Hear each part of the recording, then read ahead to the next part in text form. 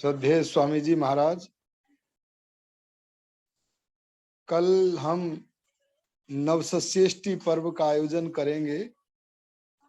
ये आयोजन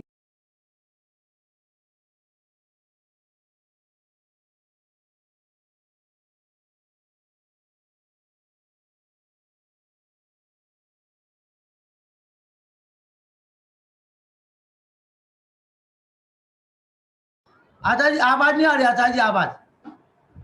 आचार्य जी आवाज चली गई आपकी। एक मिनट आचार्य जी, आवाज नहीं आ रही, अभी आवाज नहीं आ रही। अच्छा, अब आ रही है? अब आ रही जी जी। मैं आपसे निवेदन कर रहा था कि इसे प्राचीन काल से नवसस्येष्टि पर्व कहते हैं। नव का अर्थ है नया, सस्य का अर्थ है फसल और इष्टि शब्द का अर्थ है यज्ञ। तो नए फसल के यज्ञ को नवसस्येष्टि पर्व कहते हैं। पर्व का अर्थ है प्रसन्नता, जो आनंद से परिपूर्ण कर दे उसका नाम पर्व है। ये कभी ऋतु परिवर्तन की समारोह सूचना देने के लिए होता है, कभी बड़े बड़े यज्ञों के आयोजन के लिए होता है। ये हमारा दीपावली पर्व, जहां वर्षा ऋतु में उत्पन्न हुई अशुद्धि को दूर करने के लिए बड़े बड़े यज्ञ का आयोजन करने के लिए होता है। वहां किसान लोग नए फसल को खाद्य बनाने के लिए, माने खाने के योग्य बनाने के लिए बड़े बड़े यज्ञ करते हैं और अपने अपने घर में भी सब यज्ञ करते हैं। वेद में मंत्र आता है, मोघमन्नम विन्दते अप्रचेतः सत्यम ब्रवीमि वध इत्स तस्य नार्यमणम पुष्यति नो सखायम केवला घो भवति केवलादि। जो व्यक्ति रसोई घर में अपने लिए ही भोजन पकाता है, मानो वो पाप खाता है।